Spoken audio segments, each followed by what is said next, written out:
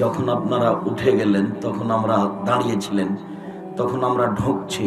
তো প্রথমে আঁচ করলাম যে মনে হয় আমাকে স্বাগতম জানানোর জন্য মনে হয় আপনারা এমনটা করছেন, কিন্তু একটু যখন আগে আসলাম তখন দেখলাম না, পরিবেশ খেপিয়ে তোলার জন্য এমনটা করছেন।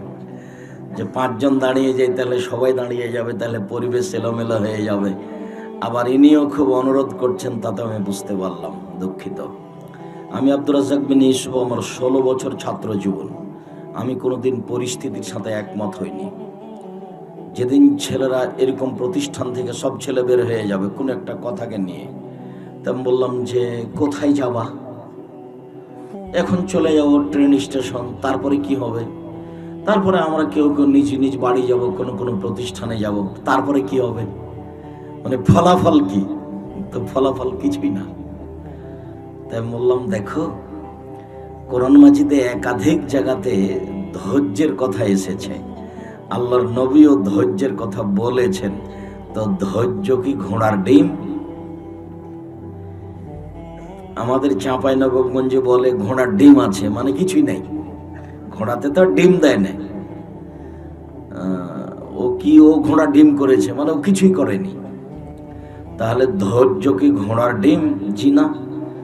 মহান আল্লাহ বলছেন আমাদের নবীকে, ফাসবির সাবরান জামিলা, মুহাম্মদ সাল্লাল্লাহু আলাইহি সাল্লাম, আপনি সুন্দর ধৈর্য ধারণ করুন। সুন্দর মানে ধৈর্যেরও সুন্দর আছে। ধৈর্যের সুন্দর কি আব্দুর রাজ্জাক সাহেব একটু বলেন তো?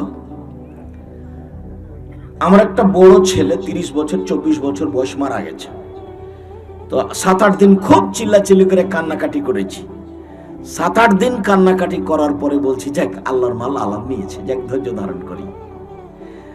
তো 7-8 দিন কান্নাকাটি করার পরে এখন ধৈর্য ধারণ করছি। এর নাম কি ধৈর্য? এখন যে বলছে ধৈর্য, এটা ধৈর্য, তবে এটা সুন্দর ধৈর্য নয়।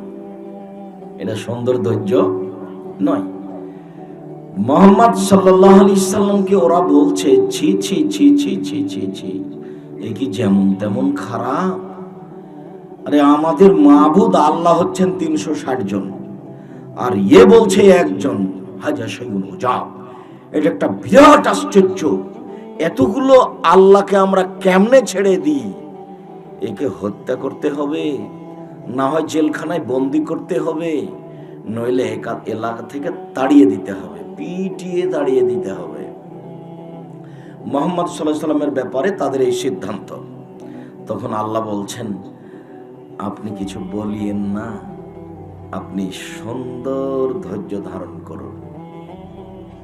আবার বলছেন, অসবির আলা মা ইয়াকুলুন, ওরা যা বলছে তার উপরে আপনি ধৈর্য ধারণ করুন। ওরা বলছে একে হত্যা করতে হবে, ওরা বলছে একে জেলখানায় বন্দি করতে হবে, ওরা বলছে একে পিটিয়ে এলাকা থেকে তাড়িয়ে দিতে হবে, ওরা বলছে, ছি ছি ছি ছি, এ কথা কি মানা যায়? 360 জন মাবুদকে বলছেন একজন মাবুদ। এ গণক না, না না, এ কবি না, না না, এ মিথ্যা কথা বলে, রাতে বানায় আর দিনে আমাদের সামনে বলে। একে ঢেল মারে এলাকা থেকে তাড়িয়ে দে, কুকুর লাগিয়ে দে একে। কত যে ভদ্র মানুষ ছিলেন তিনি, পৃথিবীর ইতিহাসে মুহাম্মদ সাল্লাল্লাহু আলাইহি সাল্লামের চেয়ে ভদ্র মানুষকে জন্ম নেয়নি। অথচ ওই বাড়িরই লোকজন বলছে একে কুকুর লাগিয়ে দে, একে হত্যা কর, একে ঢেল মারে তাড়িয়ে দে এলাকা থেকে, ইট মেরে দাঁত ভেঙে দে। তো আল্লাহ বলছেন, ও রাজা বলছে তার উপরে আপনি ধৈর্য ধারণ করুন। তা আল্লাহর কি ঠেকা বেঁধেছে নাকি? আল্লাহ একটু মটকে দিতে পারে না? আল্লাহ একটু টিপে দিলি তো হয়। আল্লাহ কেন বলছেন ও রাজা বলছে তার উপরে ধৈর্য ধারণ করুন? এই ছেলে, তোমাকে বলছে, হ্যাঁ বেটা তোমাকে বলছে, জিন্দেগিতে কোনোদিন কোনো পরিবেশে রাগ দেখাবা না, কোনো পরিবেশে ক্ষমতা দেখাবা না, ধৈর্যের পরিচয় দিও।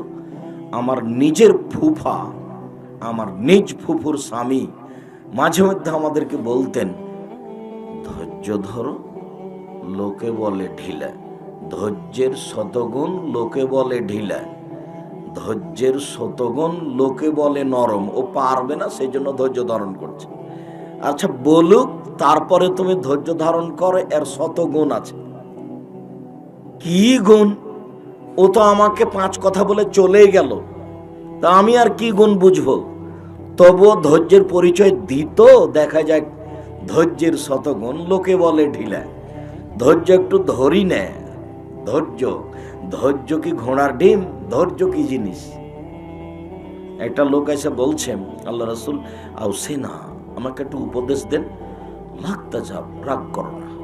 আমাকে একটু উপদেশ দেন। লা তাজাব, রাগ করো না। আমাকে একটু উপদেশ দেন। লা তাজাব, রাগ করো না। যতবার বলছেন আমাকে একটু উপদেশ দেন, ততবার আল্লাহর নবী কি বলছেন?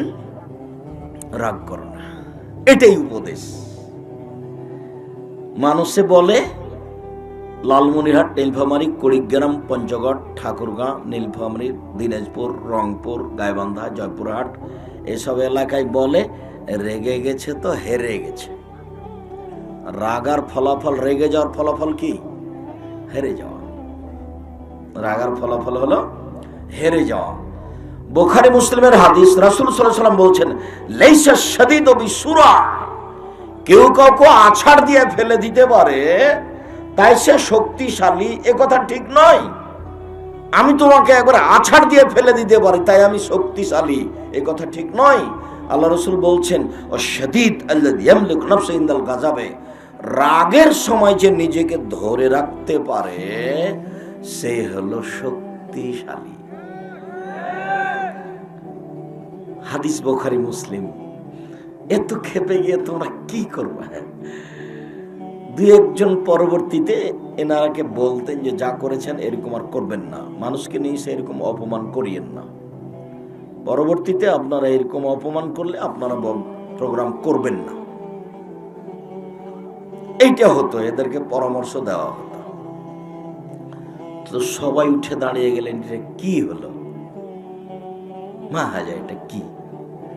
আমার 16 বছর ছাত্র জীবন, 32-34 বছর শিক্ষক জীবন, 32 বছর আমার বক্তব্যের জীবন, আমি কোনোদিন কারো উপরে রাগ করে এরকম কিছু বলা করা প্রয়োজন মনে করিনি।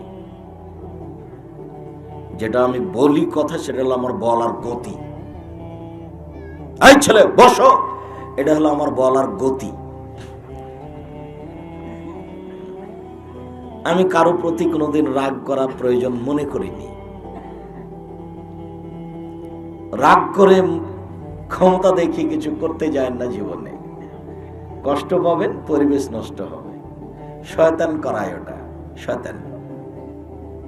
খবরদার নাই। একজন বৃদ্ধা মহিলা, বুখারী মুসলিমের হাদিস, রাস্তায় কবরের পাশে কান্নাকাটি করছে। তার মনে হয় কেউ মারা গেছে, সেই জন্য কবরের পাশে কান্নাকাটি করছে। তো আল্লাহ রাসূল বলছেন যে আপনি ধৈর্য ধারণ করেন, কাঁদছেন কেন? কাঁদিয়েন না। তখন বৃদ্ধা মহিলা তো আল্লাহ রাসূলকে ও চিনে না, বলছে এলাই কাননি, আপনি সরেন এখান থেকে, সরেন, আপনি সরেন, আমি কাঁদি আর যাই করে আপনার কি, আপনি যান। তো আল্লাহ রাসূল কিছু বললেন না। তো এত বড় মানুষ পৃথিবীর, উনি একটু বলতে পারতেন, এই চুপ থাকো, তুমি আমাকে চিনো কে? জিবরাইল আমার পিছে পিছে ঘুরে, জিবরাইল আমার পিছে পিছে ঘুরে। ইব্রাহিম আলাইহিস সালাম আমাকে সম্মান করেন, পৃথিবীর সবচেয়ে দামি মানুষ, আর তুমি আমাকে বলছো সরো সরো। এরকম কিছু বললেন না। যখন বৃদ্ধা মহিলা বলল সরো এখান থেকে, সরো, আমি কেন কাঁদছি সেটা তোমার জানার কি প্রয়োজন, যাও। আল্লাহ রাসূল কিছু বললেন না, মুখ খুললেন না, চলে গেলেন।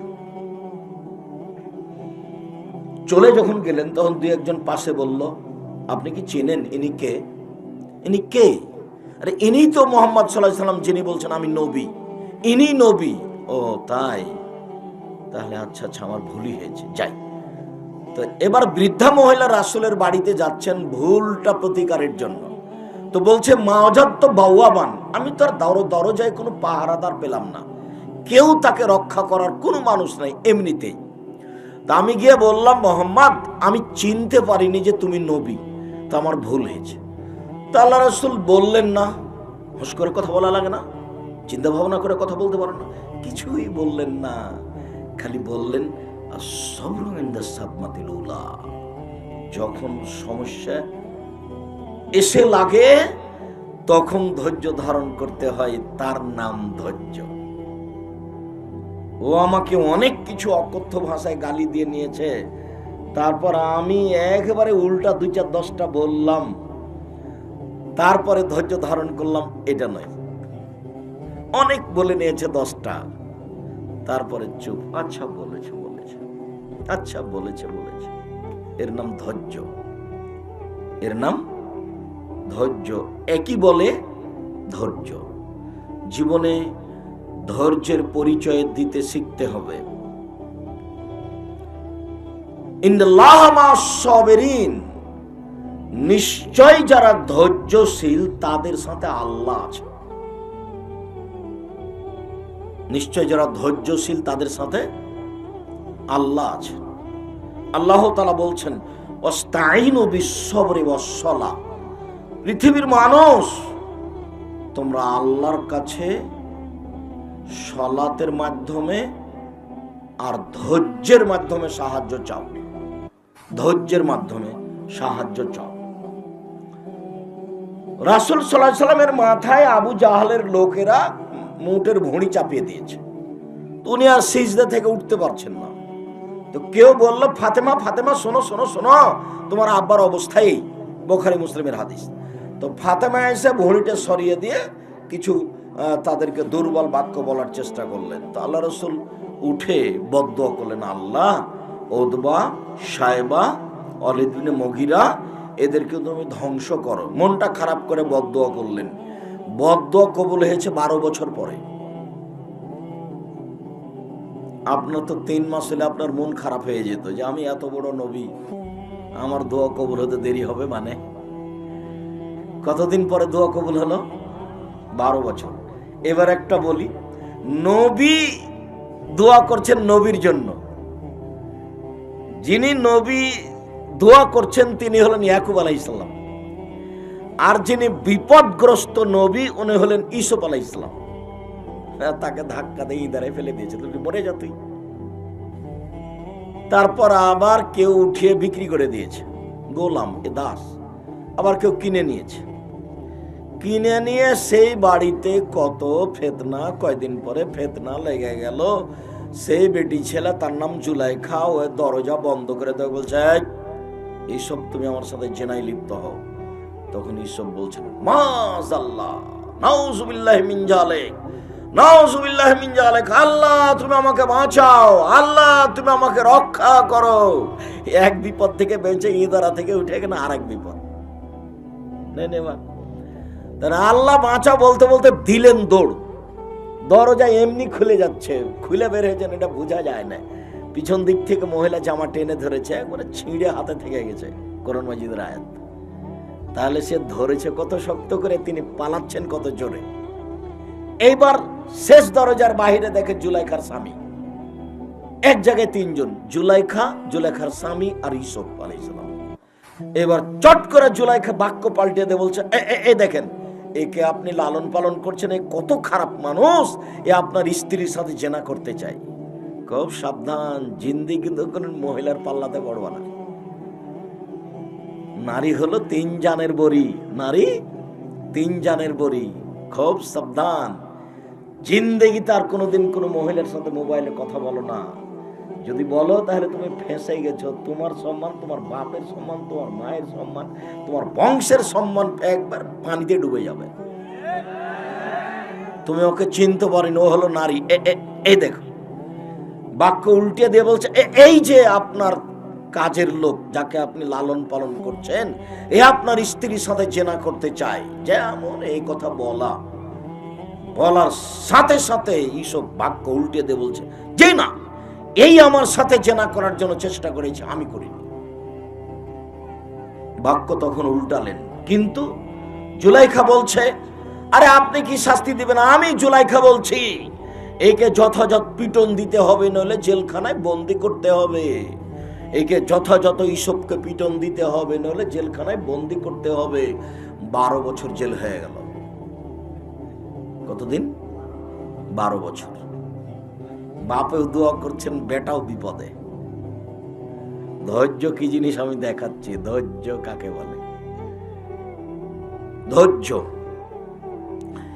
এখন ছেলেরা গিয়ে বলছে, বাকি সব 10-11 ছেলে, আব্বা আপনি তো বিশ্বাস করবেন না, আপনার ছেলেকে বাঘে ধরে খেয়ে নিয়েছে। এই ঘটনা দেখেন, দেখেন না দেখেন, দেখেন কাপড়ে রক্ত লেগে আছে, আপনি তো বিশ্বাস করবেন না আমাদেরকে।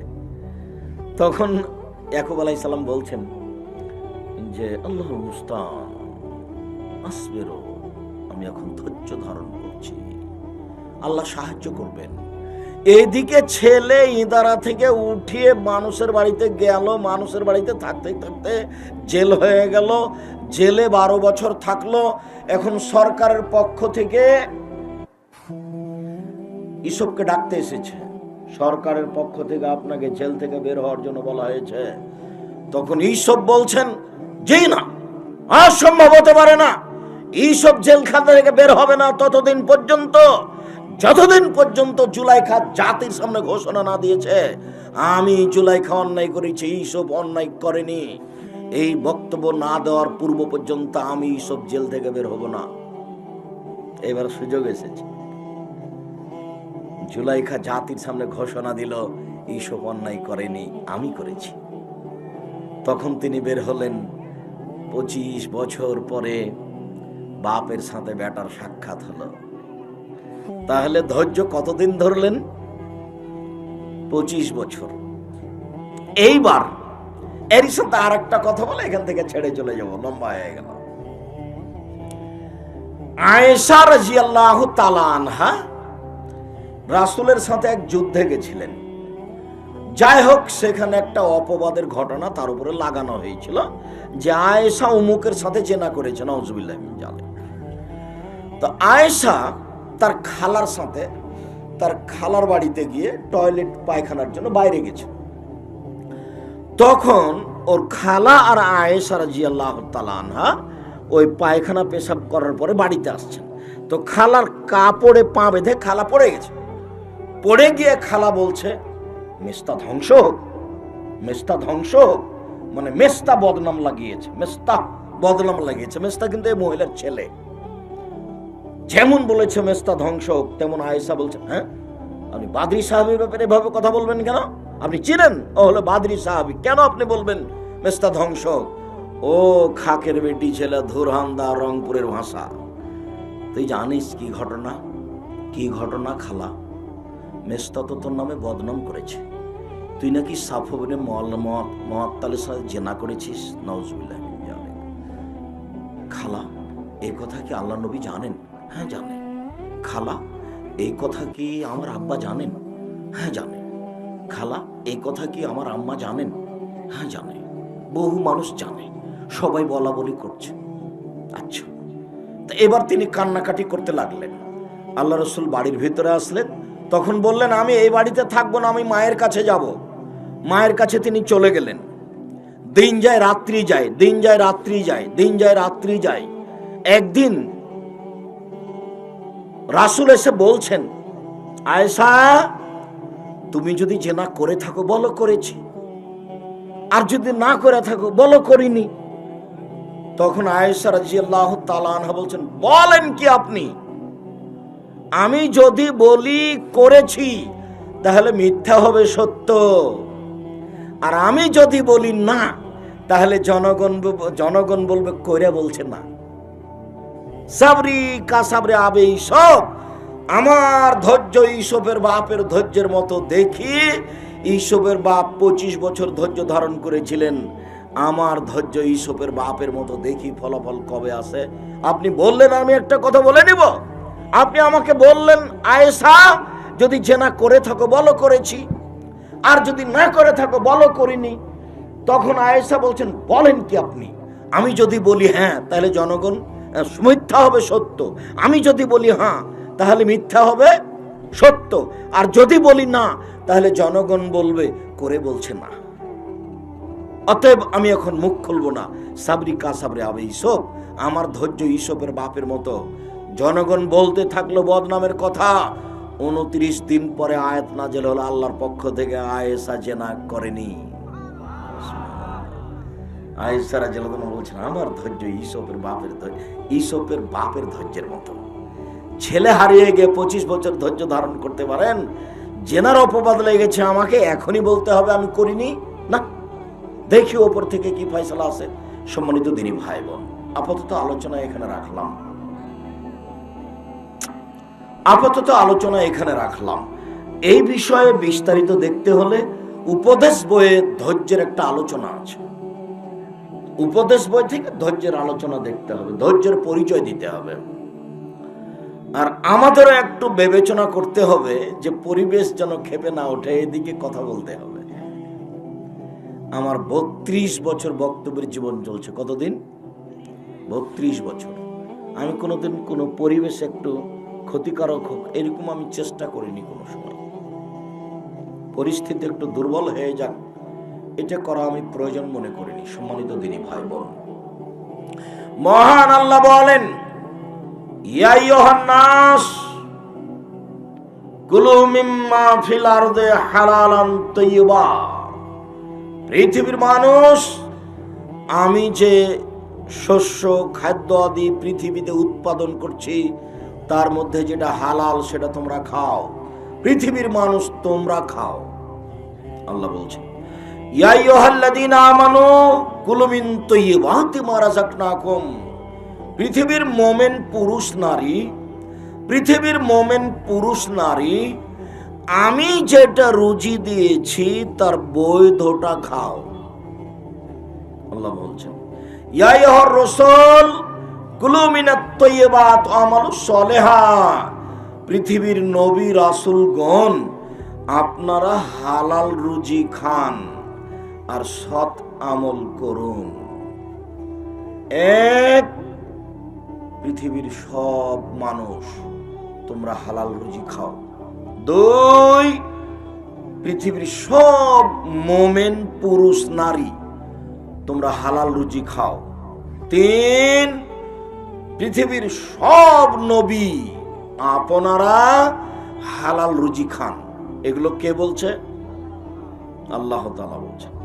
এবার দেখা যাবে লালমনিরহাট জেলার লোকের কারো ব্যাংকের সাথে, সুদের সাথে, কিস্তির সাথে সম্পর্ক আছে নাকি?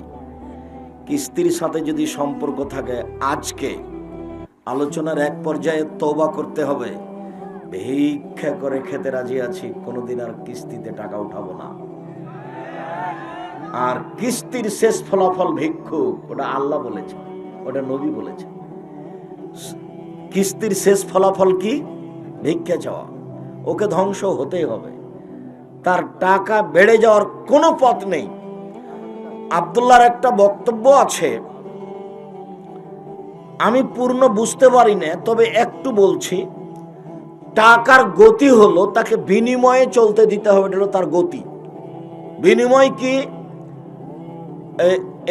এটা দেন, টিস্যু প্যাকেটটা দেন। কত টাকা? 30 টাকা।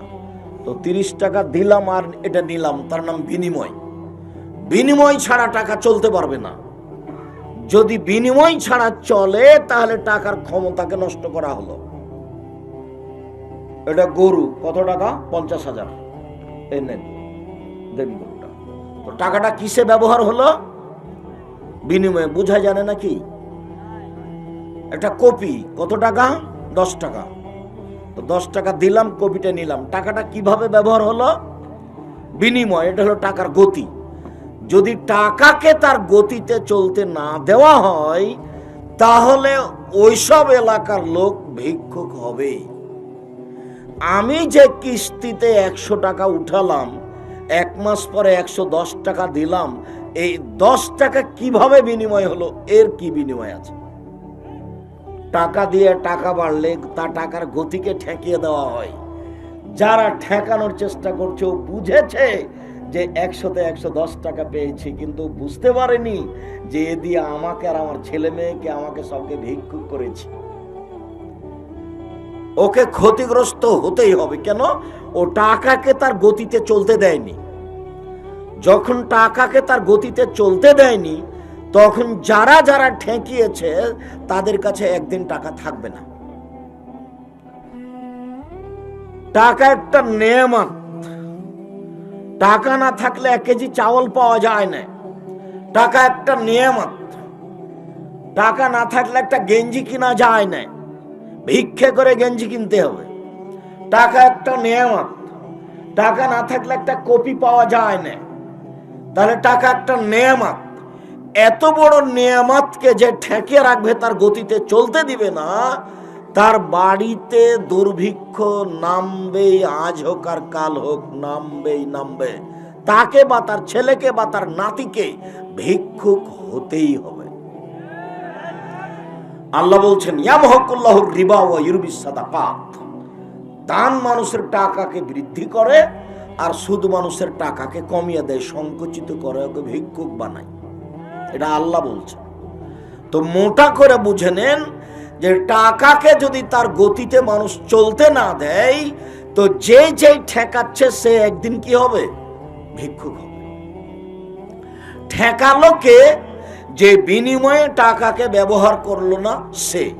মনে থাকবে না মনে হয়? বিনিময় কি? কপি দিয়ে টাকা নিলাম। আপনারা কি যারা দেখাশোনা করছেন তারা জায়গা নাই নাকি? জায়গা না থাকলে দাঁড়িয়ে থাকতে পারে, তবে জায়গা থাকলে বসতে হবে, জরুরি, বসতেই হবে। আপনাকে আমি অনুরোধ করছি, আমিও তাড়াহুড়া করছি, আর আমি আব্দুল্লাহ বিন ফজল নই যে ঘন্টার ঘন্টা বক্তব্য দিব। অত আমার কাছে বিদ্যা নেই, ভাঙাচোরা বিদ্যা নিয়ে চলি। তো অল্প সময় কথা বলবো, ভদ্রতা বজায় রেখে যে যেখানে আছেন চলাচল বন্ধ করে, কথা বন্ধ করে কিছুক্ষণ কথা শোনার চেষ্টা করেন। দয়া করে কোনো জরুরি প্রয়োজন আমাকে দেখাবেন না। আমি আব্দুর রাজ্জাক বিন ইউসুফ, যদি আপনি চিনতে না পারেন আবার চিনে নেন। আমি আব্দুর রাজ্জাক বিন ইউসুফ, আমি 32 বছরে কোনোদিন অপ্রয়োজনীয় বাক্য বলিনি। 32 বছর আমি কোনোদিন কেসা কাহিনী বলিনি। 32 বছর আমি কোনোদিন মাঝহাব নিয়ে কথা বলিনি। 32 বছর আমি কোনোদিন সরকার বিরোধী বক্তব্য দিইনি।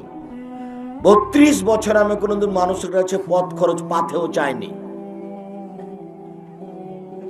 32 বছর আমি কোনোদিন আমার নিজের পরিচয় দিইনি। আমাকে যখন চাপ দিয়ে জিজ্ঞাসা করেছে যে বিজ্ঞাপন পোস্টারে লিখবো, কিছু বলেন, তখন আমি বলেছি আমার নাম আব্দুর রাজ্জাক আর আমার বাপের নাম ইউসুফ, বাপ বেটা মিলে আব্দুর রাজ্জাক বিন ইউসুফ। এর চেয়ে যদি বেশি বলে থাকি তো আমি আর জীবনে কোনোদিন বক্তব্য দিব না। কাজেই আপনার ভালোবাসা বহাল থাক, এটা আমি চাচ্ছি আন্তরিকভাবে। কোন সময় আমাকে দয়া করে দুর্বলতা দেখাবেন না, বরং আমি আসলে আপনি আপনার খালা, আপনার ফুফু, আত্মীয় স্বজন, বন্ধু বান্ধব সবাই আসবেন, এমনকি এলাকার হিন্দুকে আসতে হবে। আমি তার কিছু না কিছু উপকার করবো ইনশাআল্লাহ। সম্মানিত দিনী ভাই বোন, আর জরুরি কোনো কথা আপনারা স্টেজে বা কোনো জায়গাতে বলবেন না। এখন কোনো জরুরি কথা নেই। যদি মা মারা যায় তাহলে মাটি দেওয়ার আলোচনা ঘন্টাখানেক পরে হবে, এখন আলোচনা হবে না, এখন চুপ থাকতে হবে। আবু হুরায়রা রাদিয়াল্লাহু তাআলা আনহু বলেন, রাসূল সাল্লাল্লাহু আলাইহি সাল্লাম বলেছেন, ইন্নাল্লাহ তাইয়্যিব লা ইয়াকবালু ইল্লা তাইয়্যিবা। আল্লাহ নিজে পবিত্র, পবিত্র ছাড়া কবুল করেন না। সুম্মা যাকারা রাজুলা ইতুলি সাফারা। হালাল হারাম নিয়ে একটা উদাহরণ দিতে গিয়ে আল্লাহর নবী বললেন, শোনো পৃথিবীর মানুষ, একটা লোক সফরে ছিল, লম্বা সফর, আশা আকবারা, মাথার চুলগুলি এলোমেলো হয়েছে, ঠিক মতো চিরুনি করেনি, গোসল করেনি, লোকটা বিপদে পড়েছে। হাত উঠিয়ে আল্লাহর দরবারে প্রার্থনা করছে। এক, মুসাফিরের দোয়া কবুল হয়।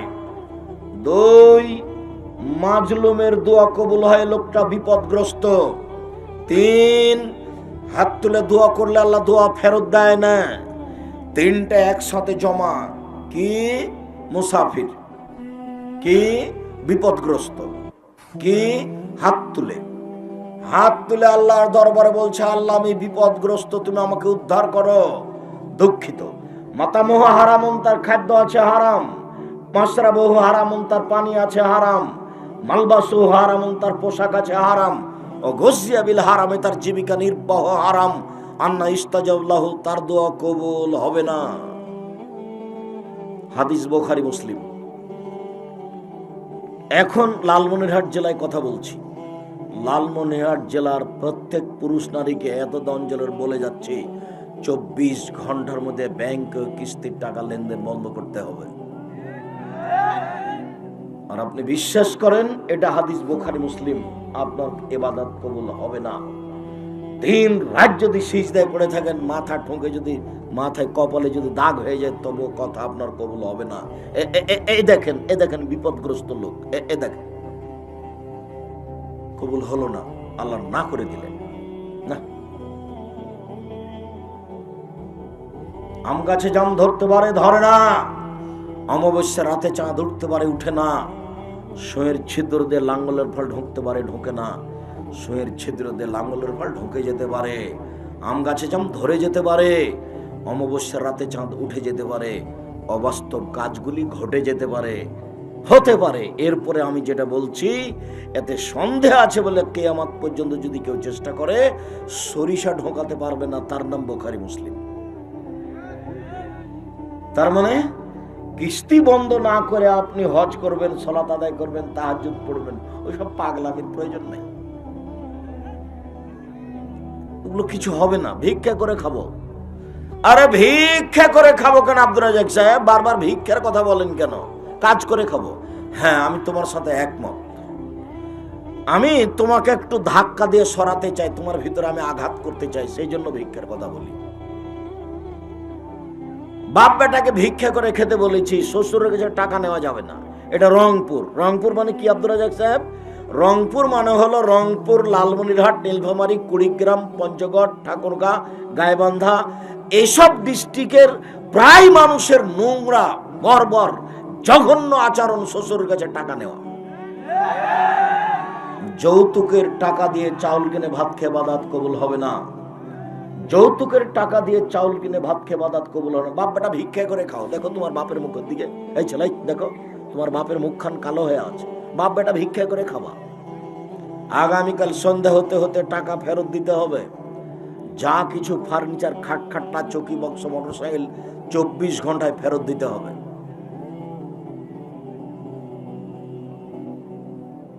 ভিক্ষা করে খেতে পারো না, শ্বশুরের কাছে টাকা নিবা কেন?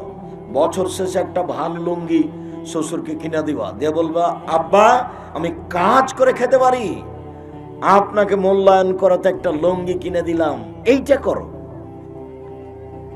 যৌতুক নিয়েছো, ঠিক মতো টাকা দিতে পারেনি, দিন রাত তুমি তোমার স্ত্রীকে গালি দিচ্ছ, মারছো, তাহলে এটা কিসের সংসার? কোটি টাকা দিয়ে বাড়ি তৈরি করে যদি বউ ভালো না হয়, তাহলে শান্তি পাওয়া যাবে না। বিছানায় যদি মখমল দিয়ে বিছানা সাজানো হয়, স্ত্রী যদি না থাকে, তাহলে শান্তি পাওয়া যাবে না। আল্লাহ বলছেন আমিন আয়াতিহান খালাকালাকুম মিন আনফুসিকুম আজওয়াজান লিতাসকুনু ইলাইহা, পৃথিবীর মানুষ, আমি তোমাদের স্ত্রীদেরকে সৃষ্টি করেছি তোমাদের শান্তি তৃপ্তির জন্য। ওয়া জাআলনা বাইনাহুম মাওয়াদ্দাতান ওয়া রাহমা, তোমার মাঝে আর তোমার স্ত্রীর মাঝে ভ্রাতৃত্ব, ভালোবাসা সৃষ্টি করে দিয়েছি। সেইটা তুমি নষ্ট করেছো টাকা নিয়ে। টাকার কথা তুমি তোমার স্ত্রীকে বললে কেন? তোর বাপের বাড়ি থেকে টাকা নিয়ে, এই বোকা ছেলে ভিক্ষা করে খাও। বাপ বেটা ভিক্ষা করে বেড়াও। ভবিষ্যতে আর কোনোদিন তোমার স্ত্রীর সামনে টাকার কথা বলবো না, ভবিষ্যতও না। কর্জ দেশবাসীর কাছে নাও, শ্বশুরের কাছে নয়।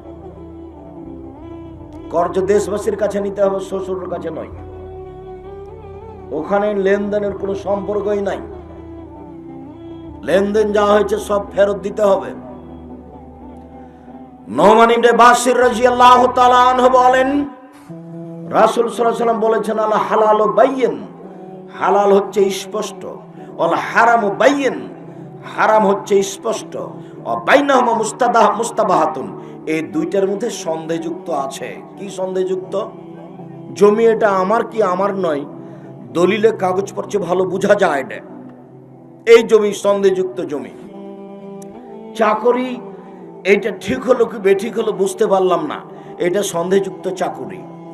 এই যে ব্যবসা করছি নেটে, এটা ঠিক কি বেঠিক বুঝতে পারি না, সারাদিনে $50 ইনকাম করলাম, নিজেও বুঝলো না কিভাবে হলো, এটা সন্দেহযুক্ত জিনিস। আল্লাহ রাসূল বলছেন মান ওয়াকা ফি শুবহাতে ওয়াকা ফিল হারামে, যে সন্ধ্যের মধ্যে পড়েছে সে হারামের মধ্যে পড়েছে, চূড়ান্ত সিদ্ধান্ত নেই যার, সেটা চূড়ান্ত হারাম।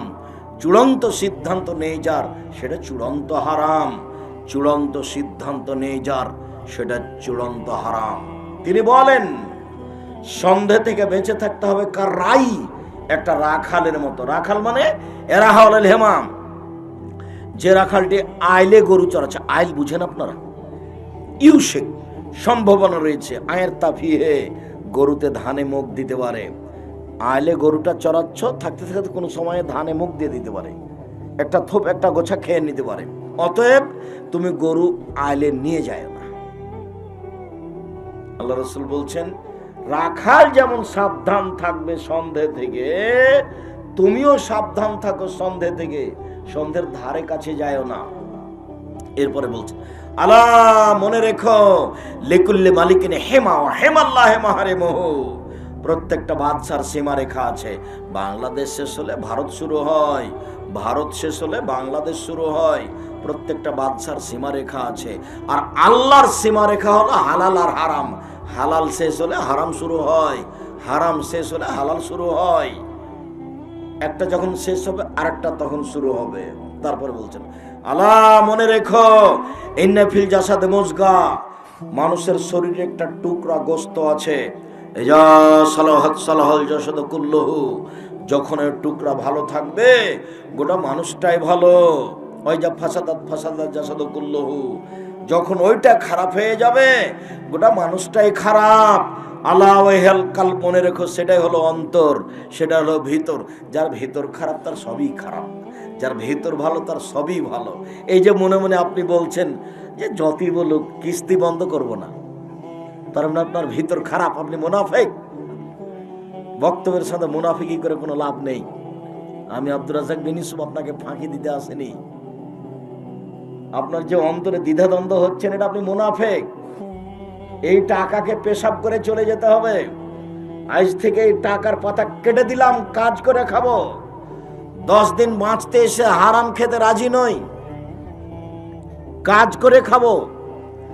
আজ থেকে নিয়ে ঢাকার বুকে বাংলাদেশের মধ্যে সবচেয়ে যারা বিত্তশালী ধনী মানুষ, তারা 30 থেকে 35 বছর আগে রংপুর থেকে লালমনিরহাট থেকে ঢাকা গেছিল কাজের জন্য।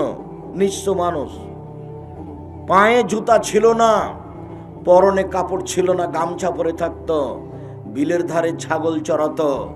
লালমনিরহাট থেকে চলে গেছে ঢাকা, সে এখন বিত্তশালী, কোটি টাকার মালিক।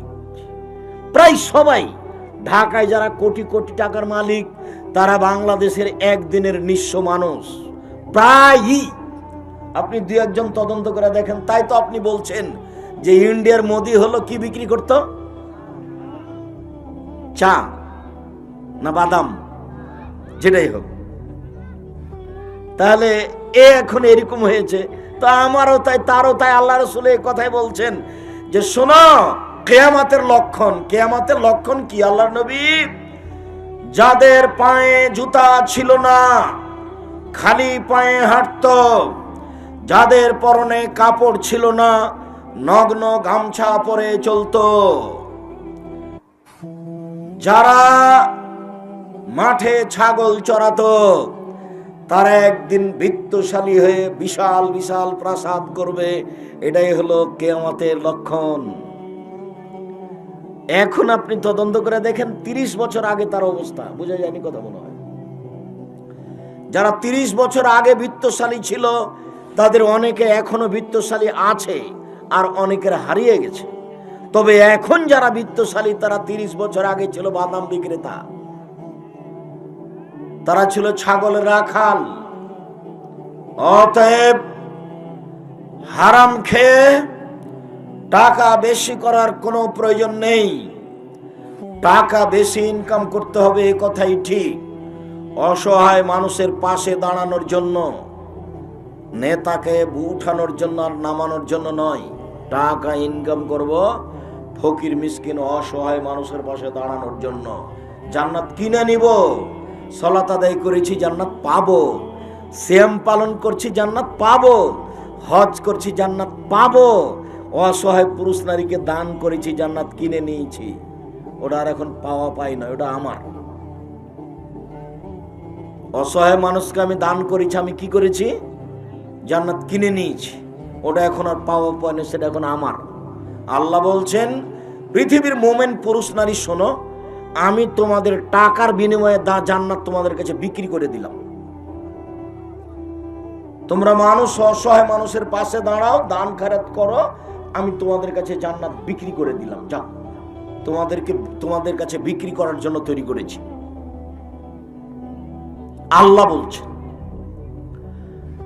সম্মানিত দিনী ভাই বোন, আবু সাঈদ খুদরি রাদিয়াল্লাহু তাআলা আনহু বলেন, রাসূল সাল্লাল্লাহু আলাইহি সাল্লাম বলেছেন, লা ইয়াদখুলুল জান্নাতা লাহামুন গুযিয়া বিল হারাম, ওই শরীর জান্নাতে যাবে না যেটা হারাম উপায়ে বাড়ে। জাবের রাদিয়াল্লাহু তাআলা আনহু বলেন, রাসূল সাল্লাল্লাহু আলাইহি সাল্লাম বলেছেন, কুল্লু লাহমিন নাবাতা মিনাস সুহতে কানাতিন নার আওলা বিহি, যেই শরীর হারাম উপায়ে বাড়ে তার জন্য জাহান্নাম যথেষ্ট। যারা সুদে টাকা ইনকাম করলো ও তার ছেলে মেয়ে সবাই জাহান্নামে যাবে। যারা অর্থ সম্পদের ওসর জাকাত বের করলো না, তারা ছেলে মেয়ে সবাই জাহান্নামে যাবে। তাই আমি বলেছি, সুদের টাকার চেয়ে যেই শস্যে ওসর বের করা হয়নি তার চেয়ে গোখরা গমা সাপ অনেক অনেক অনেক গুণে ভালো। আব্দুর রাজ্জাক সাহেব, কেন? সবচেয়ে তো বিষাক্ত ভয়াবহ সাপ হলো গোখরা গমা সাপ। জি, এ কথাই ঠিক। গমা সাপ দংশন করলে একজন মারা যাবে, পরিবারের সবাই মারা যাবে না। যে বাড়িতে কিস্তি চালু আছে সে বাড়ির সবাই মারা যাবে, কেউ রক্ষা পাবে না। তাহলে গমা সাপের চেয়ে বেশি খারাপ না ভালো? যে বাড়িতে কিস্তি চালু আছে সে বাড়ির কেউ জান্নাত পাবে না, সবাই জাহান্নামে যাবে। আমি এই কথা বলিনি, এই কথা মুহাম্মদ সাল্লাল্লাহু আলাইহি সাল্লাম বলেন। সম্মানিত দিনী ভাই বোন, আমি এইখানে আপনাকে আরেকটা সতর্কবাণী পেশ করে আমরা এর পরবর্তী অংশে যাচ্ছি। রাসূল সাল্লাল্লাহু আলাইহি সাল্লাম বলছেন, ফাত্তাকুদ দুনিয়া ওয়াত্তাকুন নিসা, পৃথিবীর মানুষ তোমরা মহিলা থেকে বেঁচে থাকো, পৃথিবী থেকে বেঁচে থাকো। পৃথিবীর মানুষ তোমরা মহিলা থেকে বেঁচে থাকো, পৃথিবীর আয় উপার্জন থেকে বেঁচে থাকো। শোনো, পৃথিবীকে যদি না বুঝে ভোগ করো তাহলে পৃথিবী তোমাকে ধ্বংস করে দিবে। শোনো, চিন্তা ভাবনা করে যদি না চলো তাহলে মহিলা তোমার মান সম্মানকে ধ্বংস করে দিবে। আল্লাহ রাসূল বলছেন, মা তারাকতু বাদি ফিতনাতান আযারাল রিজালা মিনান নিসায়ে, পৃথিবীর মানুষ শুনে রেখো, আমার জীবনে আমি ছাড়িনি কোনো বস্তু যেটা পুরুষের জন্য বেশি বিপজ্জনক হতে পারে নারীদের চেয়ে। পুরুষের সবচেয়ে বড় বিপজ্জনক বস্তু হলো নারী।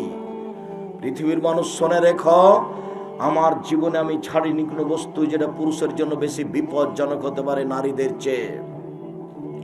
তিনি বলেন, ইয়াকুম দুখুল আলা নিসায়ে, পৃথিবীর মানুষ তোমরা মহিলাদের কাছে যাওয়া থেকে বেঁচে থাকো, নইলে বিপদে পড়ে যাওয়া। রাসূল সাল্লাল্লাহু আলাইহি সাল্লাম বলেন, ইয়াকুমুল মুগিবাত, পৃথিবীর মানুষ যার স্বামী বাড়িতে নেই সেখানে যায় না, নইলে বিপদে পড়ে যাবা। রাসূল সাল্লাল্লাহু আলাইহি ওয়াসাল্লাম বলেন, লা ইয়াখুলুনা রাজুলুন বিইমরাতিন ইল্লা কানা সালিসুহুমা শায়তান, ভুলেও কখনো কোনো নারীর সাথে নির্জনে একত্রিত হয়ো না, নইলে তৃতীয় জন হবে শয়তান। বিপদে পড়ে যাওয়া। মহিলা বলছে, বাপ মা বলছে, বেটিকে ওর শিক্ষকের কাছে, স্যারের কাছে প্রাইভেট পড়তে দিয়েছি। স্যার মানে বাপ তুললে সেই জন্য দিয়েছে। তো স্যার কখন মহিলা হয়ে গেছে? স্যার ফুফু না স্যার খালা না স্যার বাপ না স্যার ভাই, কোনটা? স্যার কি করে ফুফু হয়ে গেল, খালা হয়ে গেল, যে আপনি তাকে নির্জনে মেয়েকে পড়তে দিলে, মেয়ে ক্লাস 10-এ পড়ে। ছি ছি ছি ছি ছি। এটা আবার লালমনিরহাট। আব্দুর রাজ্জাক সাহেব কি বলতে চাইলেন এটা বলতে চাইলাম যে বাড়িতে জামাই আসলেই শাশুড়ি বলছে মেয়েকে যে একটু করে আসো, তোমার দুলা ভাইকে পান দিয়ে আসো, খাবার দিয়ে আসো। মায়ে বলছে পূর্ণ যুবতী মেয়েকে যে তোর দুলা ভাইকে এটা দিয়াই। আরে একটা তো বিবাহ সূত্রে দিয়েছেন, আর একটা ফ্রি দিচ্ছেন কেন? বাপ মায়ের একটু লজ্জা হয় না? বাপ মায়ের একটু শরম হয় না? আমিও রংপুর অন্তর্গত গাইবান্ধা জেলার জামাই মানুষ। আমার শাশুড়িকে আমি জীবনে কোনোদিন দেখিনি যে কোনো বৌমাকে বা কোনো মেয়েকে কাউকে আমার কাছে কোনো খাবার দিয়ে পাঠিয়েছে। সবসময় আমার শাশুড়ি নিজে দিতেন। খাদ্য পানি দিলে আমার শাশুড়ি নিজে দিতেন, পানি দিলে আমার শাশুড়ি নিজে দিতেন। আমি ওই বাড়িতে অন্য কাউকে কোনোদিন কোনো মহিলাকে কোনো খাদ্য আমার সামনে পেশ করতে দেখিনি। একটা তো বিবাহ সূত্রে দিয়েছেন, আর একটা ফ্রি দিচ্ছেন কেন? ফ্রি মানে আপনার চোখে লজ্জা নাই? আপনি দেখেন না যে এক গ্লাস পানি নিয়ে গেছে আপনার যুবতী মেয়ে, একটা পান হাতে করে গেছে আপনার যুবতী মেয়ে, তখন আপনার জামাই পানটা নিয়ে তাকে কোলে করে নিয়ে বসে আছে। এটা আপনার চোখে পড়ে না? আপনি মা নন? আপনাকে খারাপ লাগে না? ছি, আপনি মা নন? জন্ম দিতে পারলে মা হওয়া যায়, প্রসব করাতে পারলে মা হওয়া যায়, দুধ খাওয়াতে পারলে মা হওয়া যায়। জি না, মা মানে 4টা লাগে, মনে আছে তো তোমার? 1, মা মানে শিষ্টাচার শিখাতে হবে। 2, মা মানে বিদ্যা শিখাতে হবে। 3, মা মানে বাচ্চাকে মেয়েকে পরিপাটি করে রাখতে হবে। 4, মা মানে বাচ্চাকে পাহারা দিতে হবে। আরে মেয়েকে জামাইয়ের হাতে তুলে দিয়ে পাহারা হয় কেমনে? এইটা আবার পাহারা দেওয়া কিভাবে হলো? আল্লাহর নবী বলছেন বুখারী মুসলিম, মা মেয়ের জন্য কি? পাহারাদার। মনে থাকবে না মনে হয়? মা মেয়ের জন্য কি? পাহারাদার। আমি বলিনি এই কথা, এই কথা মুহাম্মদ সাল্লাল্লাহু আলাইহি ওয়াসাল্লাম বলছেন। মা হলেন মেয়ের জন্য পাহারাদার, বাপ হলেন মেয়ের জন্য পাহারাদার। বাপ তো 3 চিলে গেছে লন্ডনে 4 মাসের জন্য। বাপ লন্ডনে তাসবিহ টিপছে, আর মেয়ে ঢাকা বিশ্ববিদ্যালয়ে পিরামিড তাসবিহ টিপছে। জান্নাত কিনবে বাপ বেটি এই জন্য। এর নাম ধর্ম। আখেরি মোনাজাতে উপস্থিত হয়ে জান্নাত কিনে নিবে। লন্ডনে 3 চিল্লাই গিয়ে জান্নাত কিনে নেয়, জান্নাত পড়ে নাই, সাবধান, জান্নাত পড়ে নেই। হজবতিন নার বিশাহওয়াত, মনের ইচ্ছা দ্বারা জাহান্নাম ঘেরা আছে। হজবতির জান্নাত মিলি মাকারহে, নিয়ম নীতি কষ্ট ক্লেশ ত্যাগ তিতিক্ষা দিয়ে জান্নাত ঘেরা আছে। জান্নাত পর টপ ব্যাপার। কিস্তিতে টাকা তোলে যে, মন মতো চলে সে, মন মতো চলে যে জাহান্নামে যাবে সে। সুদ ঘুষ খায় যে, দেয় যে, মন মতো চলে সে, মন মতো চলে যে জাহান্নামে যাবে সে। দাড়ি চাঁচে যে, টাকনো নিচে প্যান্ট পরে যে, মন মতো চলে সে, মন মতো চলে যে জাহান্নামে যাবে সে। দাঙ্গাবাজি করে যে, জুলুমবাজি করে যে, মন মতো চলে সে, মন মতো চলে যে জাহান্নামে যাবে সে। ক্ষমতা দেখিয়ে দলীয় দাপটে মানুষকে জেল হাজতে দেয় যে, মন মতো চলে সে, মন মতো চলে যে জাহান্নামে যাবে সে। দোকানে বসে আড্ডা পিটে যে, মন মতো চলে সে। ল্যাংটা মেয়ে মোবাইলে দেখে যে, মন মতো চলে সে, মন মতো চলে যে জাহান্নামে যাবে সে। যেসব মহিলারা মাথায় কাপড় দেয় না, এইসব মহিলারা মন মতো চলে, মন মতো চলে যে জাহান্নামে যাবে সে। নগ্ন পোশাকে চলে যারা, মন মতো চলে তারা, মন মতো চলে যারা জাহান্নামে যাবে তারা। হাদিস বুখারী মুসলিম, এটা আমি নিজে বলিনি, এ কথা মুহাম্মদ সাল্লাল্লাহু আলাইহি ওয়াসাল্লাম বলছেন। হজিবাতিন নার বিশাহওয়াত, মনের ইচ্ছা দ্বারা জাহান্নাম ঘেরা আছে। ত্যাগ তিতিক্ষা কষ্ট ক্লেশ নিয়ম নীতি অনেক কিছু দ্বারা জান্নাত ঘেরা আছে। জান্নাত এমনি পাওয়া যায় না। হারামের সবচেয়ে বড় পথ হলো সুদ। মহান আল্লাহ বলেন, ইয়ামহাকুল্লাহুর রিবা ওয়া ইউরবিস সাদাকাত। আল্লাহ চিরদিনের জন্য সুদকে হারাম করেছেন আর দানকে বৈধ করেছেন। দানে টাকা বাড়ে, সুদে টাকা কমে যায়। আল্লাহ তাআলা বলেন, আহাল্লাহুল বাই'a ওয়া হারামার রিবা। আল্লাহ চিরদিনের জন্য ক্রয় বিক্রয়কে বৈধ বলেছেন এবং সুদকে হারাম বলেছেন। জাবের রাদিয়াল্লাহু তাআলা আনহু বলেন, লানা রাসূলুল্লাহ সাল্লাল্লাহু আলাইহি ওয়াসাল্লাম আকিলার রিবা ওয়া মুকিলাহু ওয়া কাতিবাহু ওয়া শাহিদাইহি। যে সুদ খায় তার উপরে অভিশাপ, যে সুদ দেয় তার উপরে অভিশাপ, যে সুদের অঙ্ক কষে তার উপরে অভিশাপ, যে সুদের সাক্ষী থাকে তার উপরে অভিশাপ। হমসায়েরা সবাই সমান, এ কথা মুহাম্মদ সাল্লাল্লাহু আলাইহি সাল্লাম বলেন। রাসূল সাল্লাল্লাহু আলাইহি সাল্লাম বলেন, দিরহাম রিবাহ ইয়ালাম ইয়াসাদ মিন সিত্তাতি ওয়া সালাসিনা জিনিয়া। 1 টাকা সুদ খেলে যত পাপ হবে, 36 বার জেনা করে তত পাপ হবে না। 36 বার জেনা করে যত পাপ হবে, 1 টাকা সুদ খেলে তার চেয়ে বেশি পাপ হবে।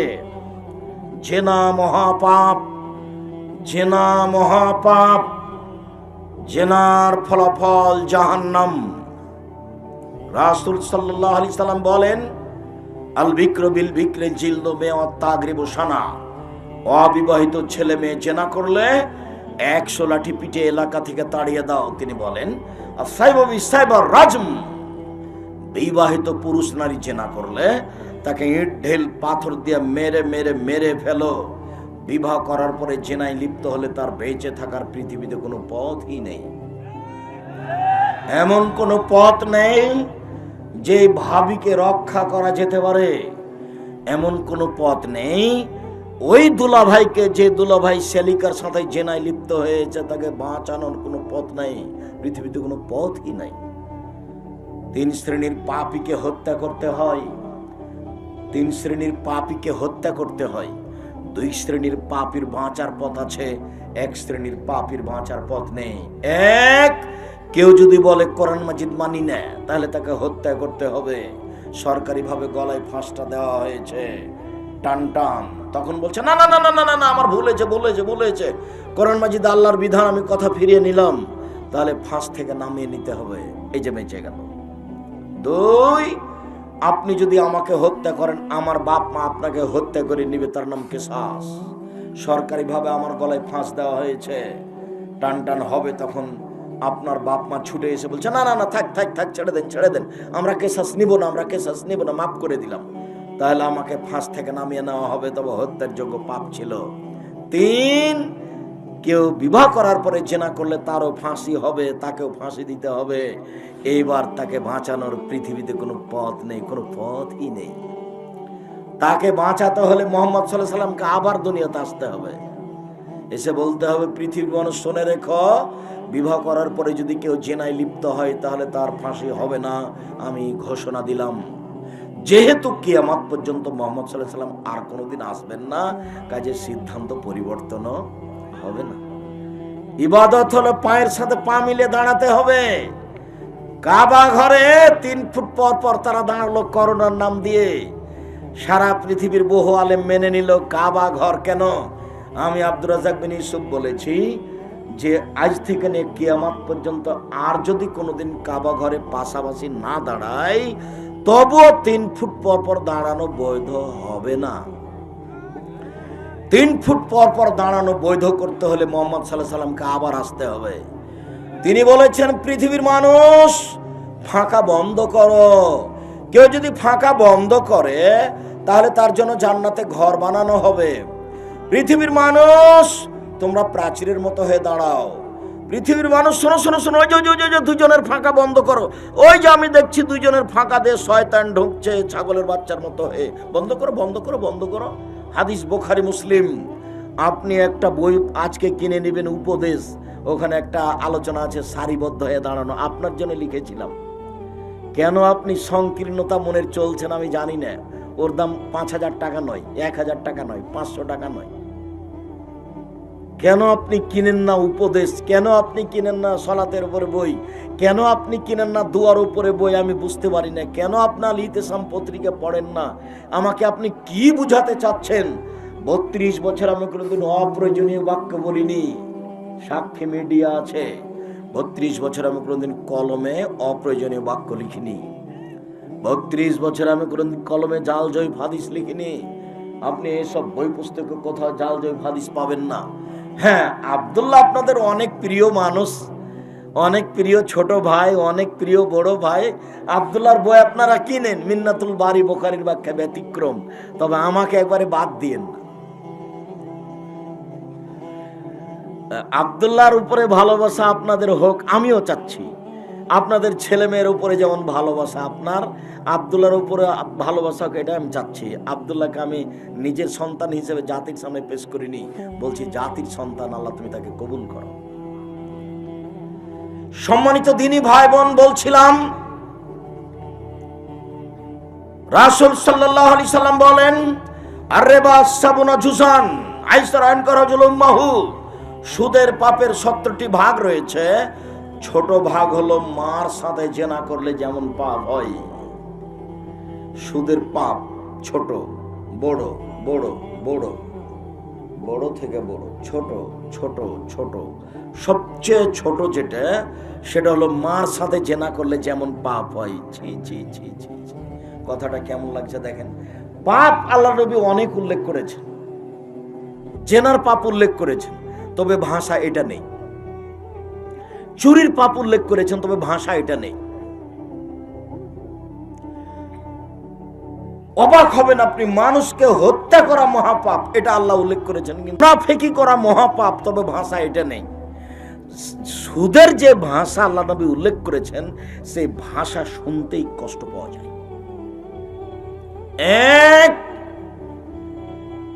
36 বার জেনা করে যা পাপ হবে, 1 টাকা সুদ খেলে তার চেয়ে বেশি পাপ হবে।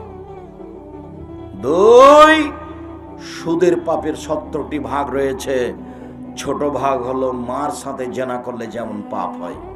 3, লম্বা হাদিস, অনেক আলোচনা, তো আমি উত্তরটুকু দিয়ে যাই। এক পর্যায়ে জিবরাইল আর মেকাইলকে আল্লাহর নবী বললেন, আল্লাহর নবী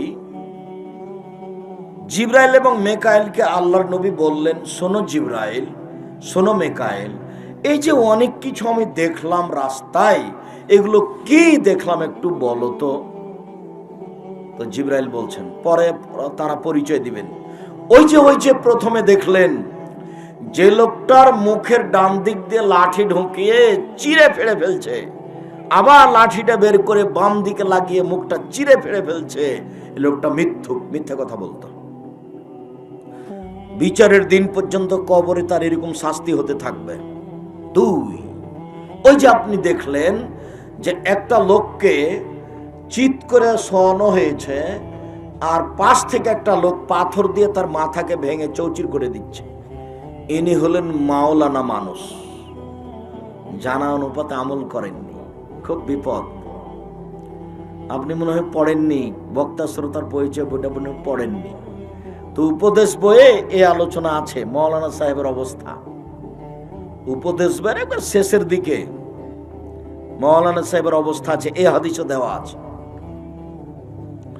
তা আপনি যাকে দেখলেন পাথর দিয়ে মাথা ফাটিয়ে দেওয়া হচ্ছে, উনি হচ্ছেন মাওলানা মানুষ, জানা অনুপাতে আমল করেননি, খালি বলেছেন কিন্তু আমল করেননি।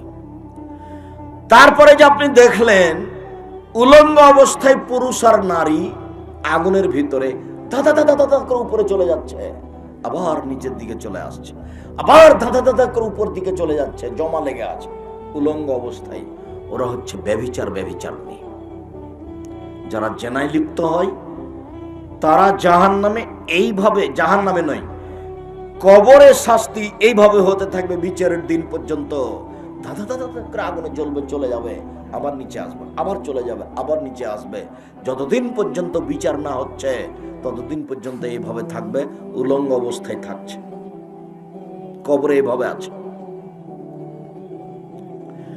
তারপরে যে আপনি দেখলেন একটা লোক রক্তের নদীতে পড়ে আছে, নদীতে পানি নেই, তিস্তা নদীর মতো নদী, নদীতে কোনো পানি নেই, শুধু রক্ত। এই লোকটা হচ্ছে আকেলুর রিবা, সুদখোর।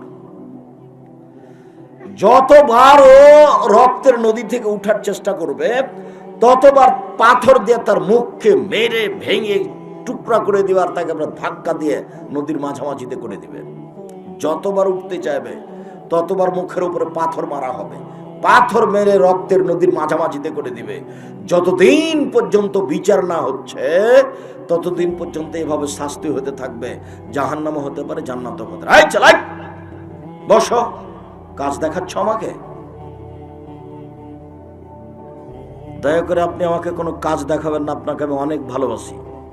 কোনো ব্যস্ততা দেখাবেন না, আমি আলোচনার শেষে এসেছি। আপনাকে কষ্ট দিতে এসেছি যে আমি তাড়াতাড়ি আলোচনা শেষ করে দিচ্ছি। আপনি এরই ফাঁকে আপনি কাজ দেখাচ্ছেন কেন? আমি নির্বাচনে এসেছি যে আপনি বাদাম খাবেন আর বলবেন অমুকের চরিত্র ফুলের মতো পবিত্র, আর এদিক ওদিকে ঘুরবেন? জি না, কোনোদিন এরকম হিসাব নিয়ে আসবেন না। জাতির যদি রাস্তাঘাট করে দিতে না পারি, জাতির যদি স্কুল কলেজ করে দিতে না পারি, জাতিকে চূড়ান্ত সঠিক ধর্ম দিতে পারবো ইনশাআল্লাহ। ধর্মের ব্যাপারে জাতিকে ফাঁকি দিয়ে পরকাল হারাতে রাজি নই। আর যখন থেকে বক্তব্য শুরু করেছি তখন থেকে রংপুর লালমনিরহাটে আসি, অতএব লালমনিরহাটের সাথে আরো আন্তরিকভাবে জড়িয়ে আছে। কাজেই আপনার আমার উপরে যত ভালোবাসা, আমার ভালোবাসা আপনার উপরে তার চেয়ে অনেক বেশি।